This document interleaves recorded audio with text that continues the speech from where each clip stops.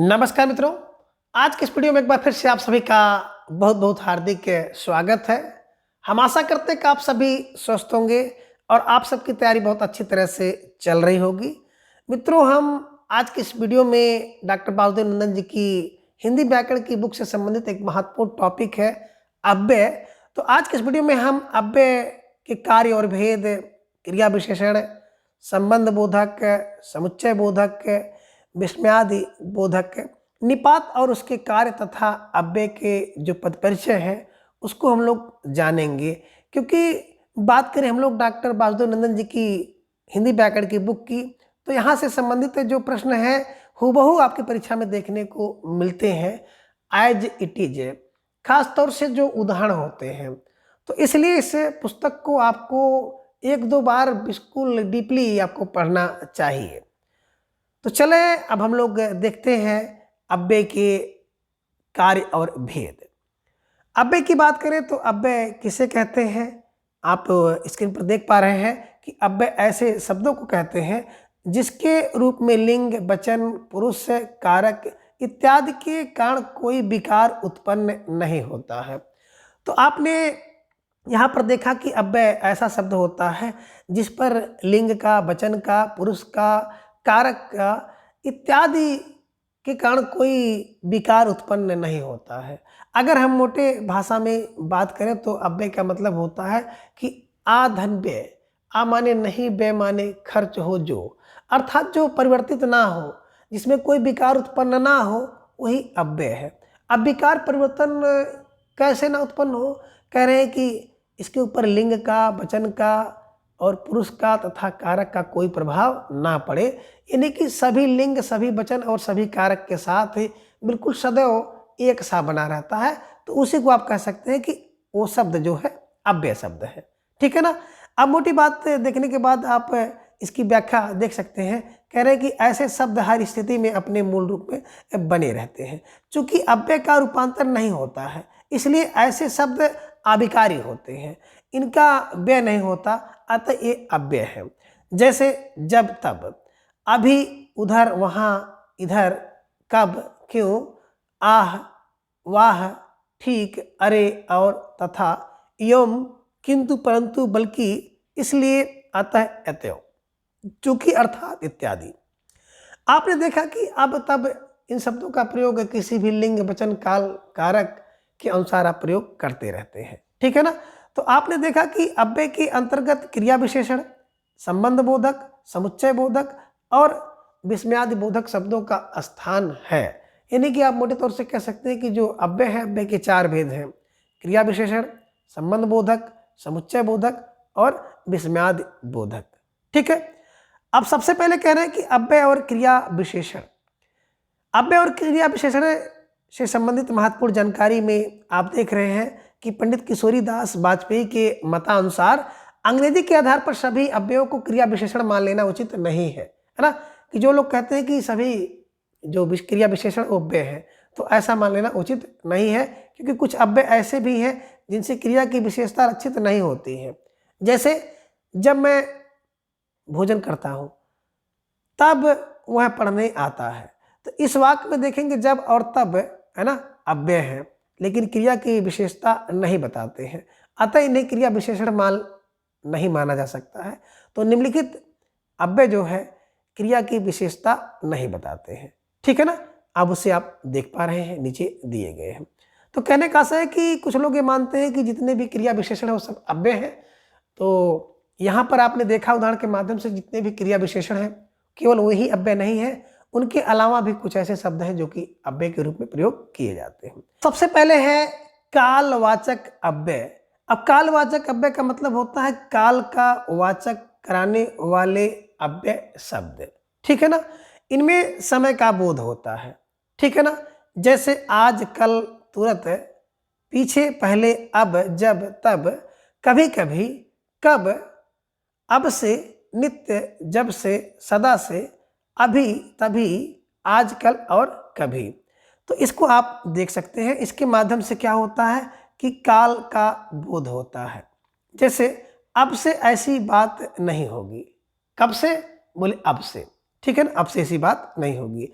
इन्हीं क्रिया के साथ पूछेंगे, कब लगाकर पूछेंगे तो आपको समय मिल जाएगा कब, ठीक है ना।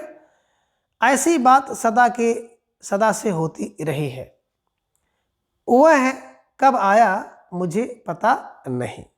तो आपने इन उदाहरणों को देख लिया है, और कभी कभी यही उदाहरण आपकी परीक्षा में दे दिया जाता है और पूछ लेता है कि इनमें कौन सा अव्यय है। तो बिल्कुल अब ऐसी बात नहीं होगी, कालवाचक अव्यय। ऐसी बात सदा से नहीं होती, कालवाचक अव्यय। अब वह कब आया मुझे पता नहीं, कालवाचक अव्यय। ध्यान में रखिएगा, जितने उदाहरण हैं उसको आपको रट के चलना है।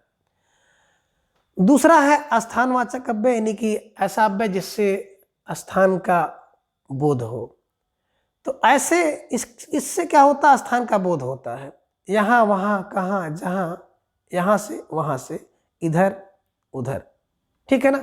अब क्रिया के साथ जैसे पूछें क्रिया कहाँ हुई तो आपको पता चल जाता है, ठीक है ना। जैसे वह यहाँ नहीं है, दूसरा वहाँ कोई नहीं है, तीसरा वाक्य देख रहे हैं वह कहाँ जाएगा, और चौथा वाक्य जहाँ तुम हो वहाँ मैं हूँ। तो इस प्रकार से इन चारों वाक्यों में अगर देखा जाए तो स्थानवाचक अव्यय है। तीसरा बता रहे हैं कि दिशावाचक अव्यय।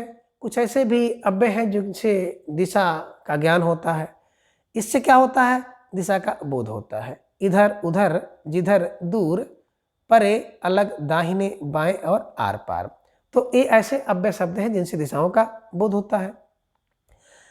चौथा है स्थितवाचक अव्यय, है ना। अब स्थितवाचक अव्यय से स्थिति का बोध होता है, स्थिति का पता होता है, जैसे नीचे ऊपर, तले, सामने, बाहर, भीतर इत्यादि, ठीक है। अब आगे अव्यय के भेद बता रहे हैं कि अव्यय के 4 भेद होते हैं। कभी कभी प्रश्न यही पूछ लेता है कि अव्यय के कितने भेद हैं, तो दिमाग में रखिएगा कि अव्यय के मुख्यतः 4 भेद होते हैं। क्रिया विशेषण, संबंध बोधक, समुच्चय बोधक और विस्मयादि बोधक। आगे बता रहे हैं कि स्वामी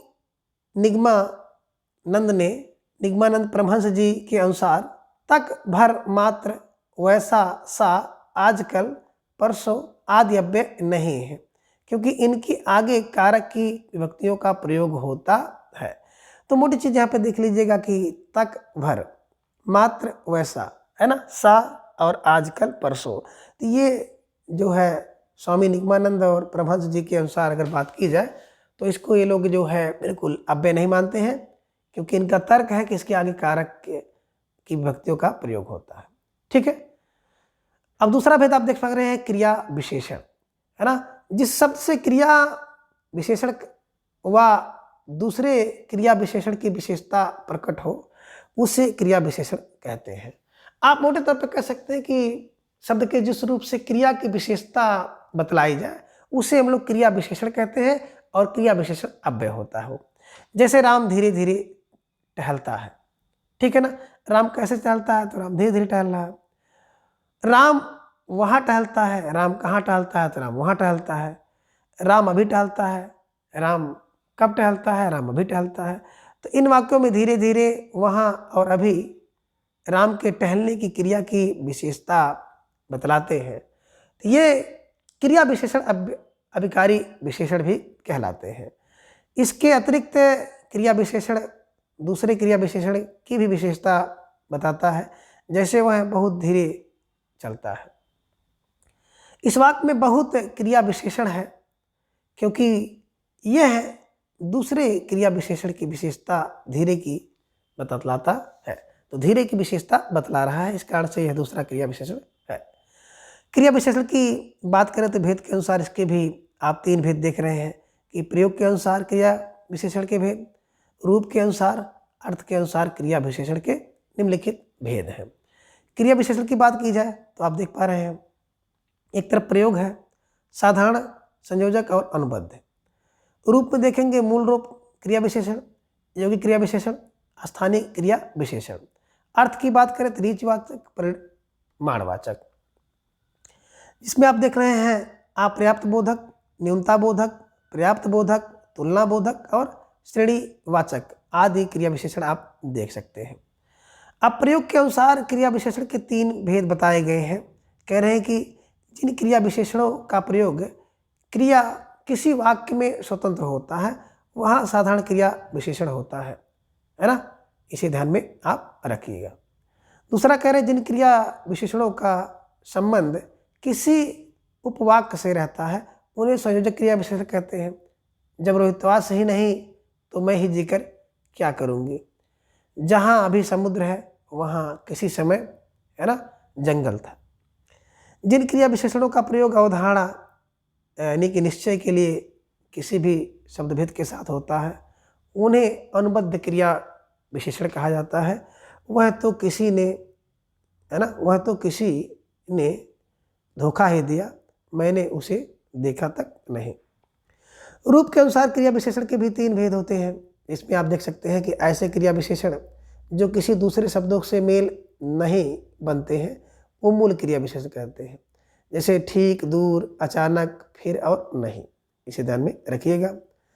दूसरा है ऐसे क्रिया विशेषण जो किसी दूसरे शब्द में प्रत्यय या पद जोड़ने से बनते हैं, उसे यौगिक क्रिया विशेषण कहते हैं। जैसे मन से, जिससे, चुपके से, भूल से, देखते हुए, यहाँ से, हट से, वहाँ से, है ना। ये यौगिक है जो क्रिया विशेषण है संज्ञा सर्वनाम विशेषण धातु और अव्यय के मेल से बनते हैं। अब यौगिक क्रिया विशेषण नीचे दिए गए हैं जिन्हें आप देख सकते हैं, है ना, जिनमें संज्ञाओं की द्विरुक्ति से जो बने हैं यौगिक क्रिया विशेषण, जैसे घर घर, घड़ी घड़ी, बीच बीच और हाथों हाथ। 2 भिन्न संज्ञाओं के मेल से, जैसे दिन रात, सांझ सवेरे, घर बाहर, देश विदेश। विशेषणों की द्विरुक्ति से भी कुछ बने हैं, एकाएक, ठीक ठीक, साफ साफ। क्रिया विशेषण की द्विरुक्ति से भी धीरे धीरे, जहाँ तहाँ, कब कब, कहाँ कहाँ, है ना। और 2 क्रिया विशेषण के मेल से भी बने से, जहाँ तहाँ, जहाँ कहीं, जब तब, जब कभी, कल परसों, आसपास। तो इसे भी आप दिमाग में रखे रहिएगा। आगे बता रहे हैं 2 भिन्न या समान क्रिया विशेषण के बीच ना लगाने से भी कभी बन जाता है, इससे कभी ना कभी, कुछ ना कुछ। अनुकरणवाचक शब्दों की द्विरुक्ति से भी पटपट, है ना, तड़पट, तड़तड़, सटासट, धड़ाधड़। संज्ञा और विशेषण के योग से एक साथ, एक बार, 2 बार। अव्यय और दूसरे शब्दों के मेल से प्रतिदिन है, यथाक्रम है, अनजाने हैं, आजन्म है। पूर्वकालिक कृदंत और विशेषण के मेल से बात करें, विशेषकर, बहुत कर, मुख्य कर और एक एक कर। तो इसे भी दिमाग में आप रखिएगा। ये भी है ना ऐसे क्रिया विशेषण है। आगे ऐसे क्रिया विशेषण जो बिना रूपांतर के किसी विशेष स्थान में आ जाते हैं अस्थानीय क्रिया विशेषण कहलाते हैं। वह अपना, है ना, सिर पड़ेगा, वह अपना सिर पड़ेगा। अब यहाँ पे देख सकते हैं कि अर्थ के अनुसार जो क्रिया विशेषण के भेद, पहला है परिमाण वाचक क्रिया विशेषण जिनमें अधिकता बोधक होते हैं, बहुत, अति, बड़ा, बिल्कुल, सर्वथा, खूब, निपट, अत्यंत और अतिशय। इसके विपरीत बिल्कुल दूसरा है न्यूनता बोधक, है ना। अब न्यूनता बोधक क्रिया विशेषण कुछ, लगभग, थोड़ा, टुक, प्रायः, जरा, किंचित।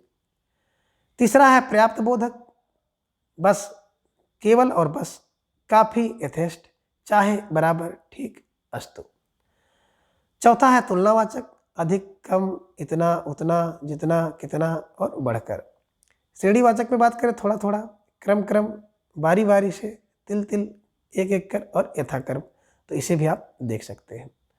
दूसरा है रीतिवाचक क्रिया विशेषण की बात करें तो रीतिवाचक क्रिया विशेषण किसे कहते हैं। इस क्रिया विशेषण की संख्या जो है गुणवाचक विशेषण की तरह बहुत अधिक होती है। ऐसे क्रिया विशेषण प्राय निम्नलिखित अर्थों में आते हैं।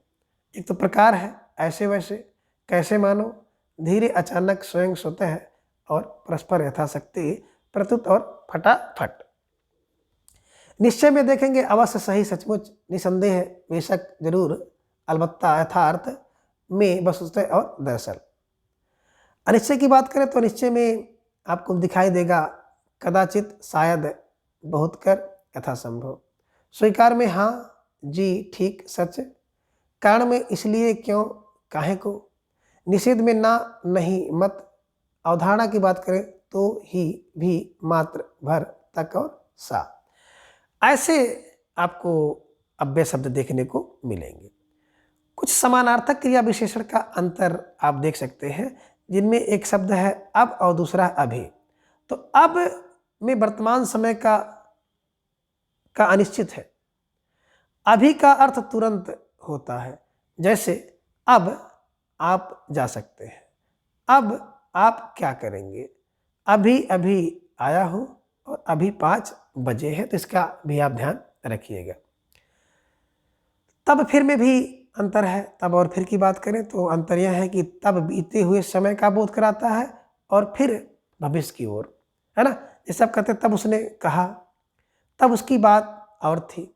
फिर की बात करते फिर आप क्या कहेंगे, फिर ऐसा होगा। तो तब और फिर का आपने देखा कि इसमें क्या अंतर है। आगे है केवल सॉरी केवल सदा उस शब्द के पहले आता है जिस पर जोर देना होता है, लेकिन मात्र ही उस शब्द के बाद आता है ना। कहीं कहीं कहाँ किसी निश्चय स्थान का बोधक हो और कहीं किसी अनिश्चय स्थान का परिचायक है। कभी कभी कहीं निषेध के अर्थ में भी प्रयुक्त होता है। कहाँ, वह कहाँ गया, मैं कहाँ आ गया, कहाँ राजा भोज, कहाँ गंगू तेली। कहीं, वह कहीं भी जा सकता है। अन्य अर्थों में बात करें तो कहीं का प्रयोग होता है बहुत अधिक, है ना। यह पुस्तक उससे कहीं अच्छी है। कृतज्ञ की बात करें, कहीं बाघ ना आ जाए। विरोध की बात करें तो राम की माया, कहीं धूप कहीं छाया। इसे भी आप दिमाग में रख लीजिएगा। चौथा आप देख रहे हैं कि ना, नहीं, मत। इनका प्रयोग निषेध के अर्थ में होता है। ना से साधारण निषेध और नहीं से निषेध का निश्चय सूचित होता है। तो ना की अपेक्षा नहीं अधिक जोरदार है। मत का प्रयोग निषेधात्मक आज्ञा के लिए होता है।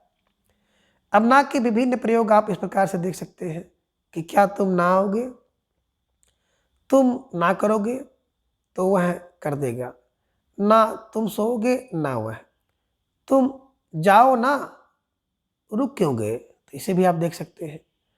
नहीं की बात करें तो तुम नहीं जा सकते, मैं नहीं जाऊंगा, मैं काम नहीं करता, मैंने पत्र नहीं लिखा।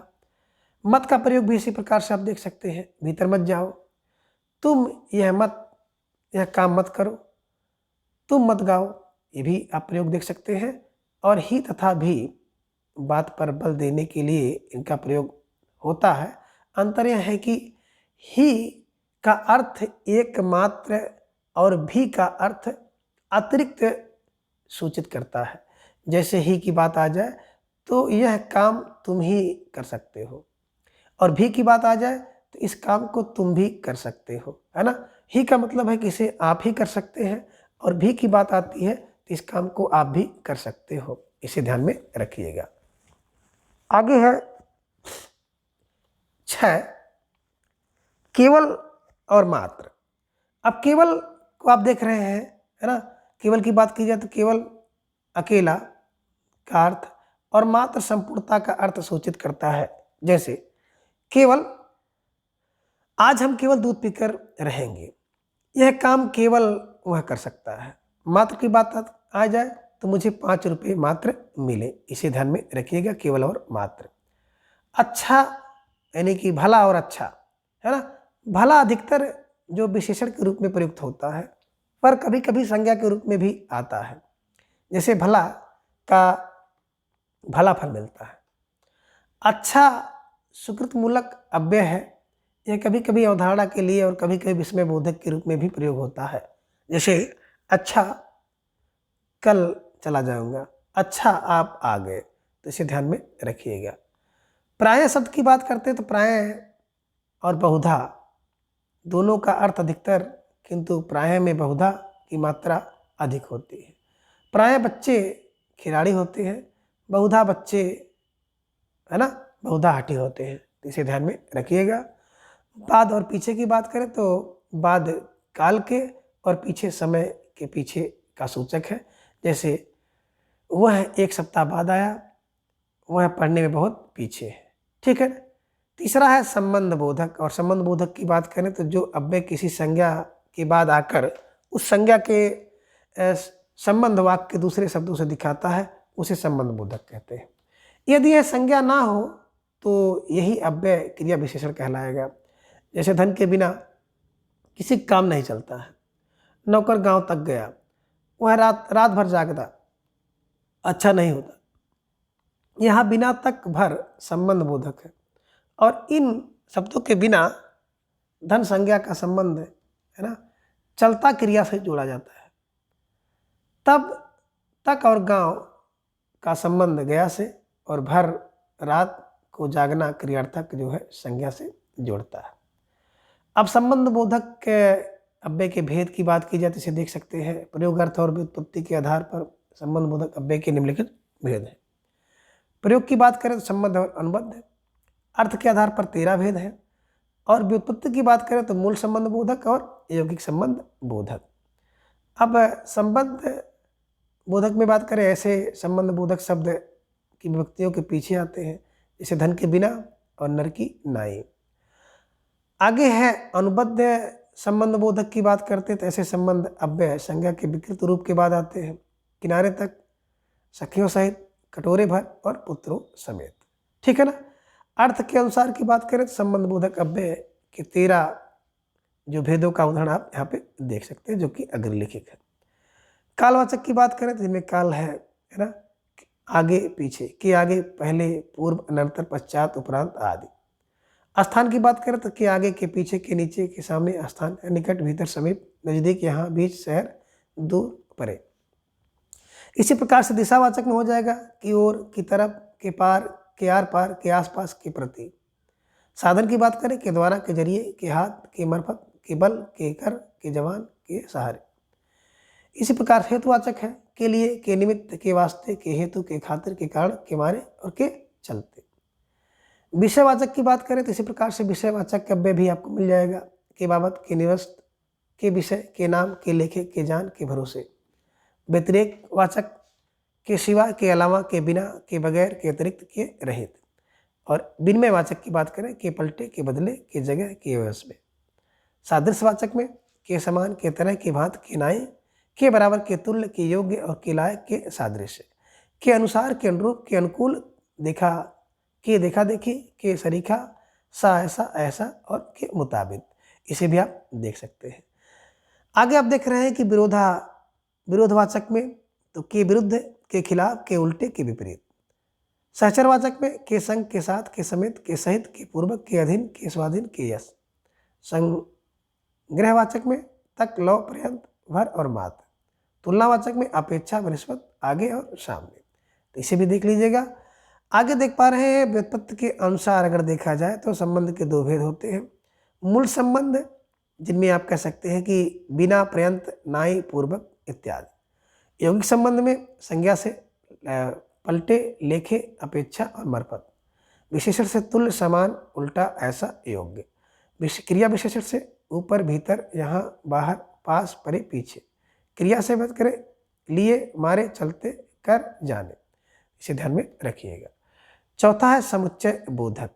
अब समुच्चय बोधक की बात करें तो समुच्चय बोधक के अंतर्गत आता है ऐसा पद यानी कि अव्यय जो क्रिया या संज्ञा की विशेषता न बताकर एक वाक्य या पद का संबंध दूसरे वाक्य या पद से जोड़ता है, उसे समुच्चय बोधक अव्यय कहते हैं।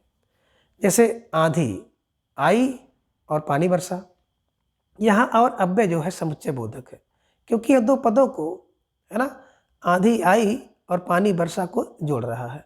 तो समुच्चय बोधक अव्यय पूर्व वाक्य का संबंध उत्तर वाक्य से जोड़ता है। इसी तरह समुच्चय बोधक अव्यय 2 पदों को भी जोड़ता है और 2 और 4 होते हैं। तो समुच्चय बोधक के भेद इस अव्यय के मुख्य भेद अग्रलिखित है, जिनमें आप देख पा रहे हैं समुच्चय बोधक है ना। पहला है समानाधिकरण, दूसरा है व्यधिकरण। अब समानाधिकरण में बात करें तो संयोजक, विभाजक, विरोध दर्शक और परिणाम दर्शक। व्यधिकरण में देखेंगे कारणवाचक, उद्देश्यवाचक, संकेतवाचक और स्वरूपवाचक। इसे भी आप देखिएगा। अब जिन पदों या अव्ययों द्वारा मुख्य वाक्य जोड़े जाते हैं उन्हें समानाधिकरण कहते हैं, जिनसे मुख्य वाक्य जोड़े जाते हैं। इसके 4 भेद होते हैं, संयोजक, और, व, एवं, तथा।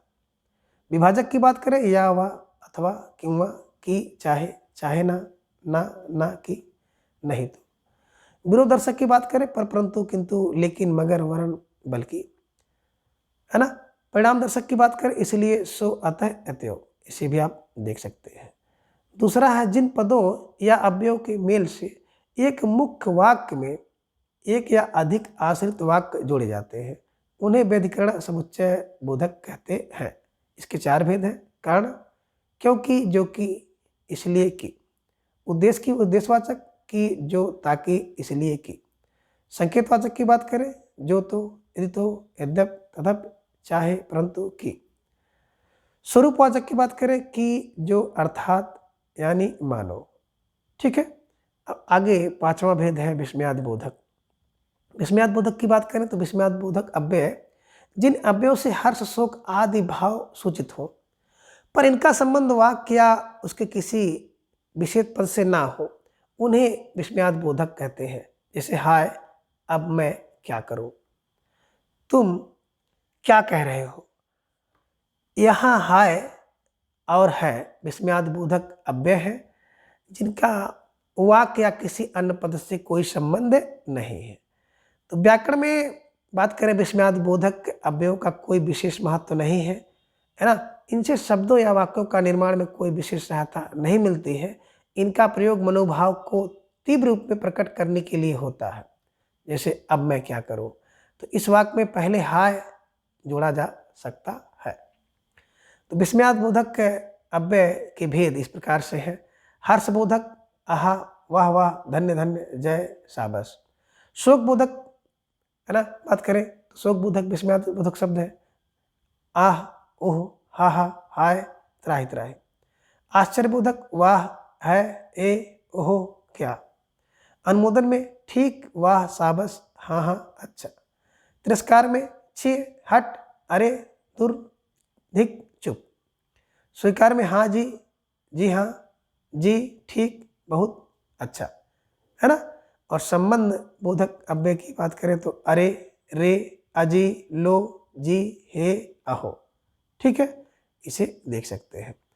इसके बाद आप देखेंगे निपात। निपात किसे कहते हैं, तो यास के अनुसार निपात शब्द के अनेक अर्थ हैं, इसलिए निपात कहे जाते हैं।